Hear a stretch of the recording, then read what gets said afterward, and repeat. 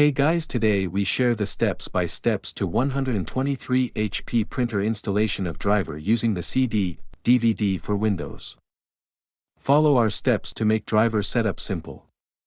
You can get the driver software CD/DVD enclosed within the HP printer package. So, you'll obtain the HP printer driver's software somewhat easily.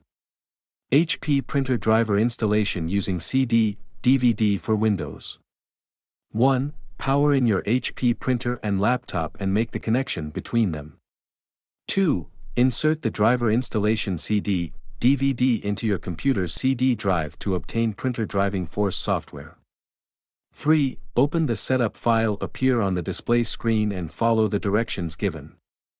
4. Run the downloaded record to install HP printer driver for Mac. 5. Then connect the USB cable after caused at the screen to finish 123.hp.com/setup for Mac install driver installation process. Thanks for watching the video.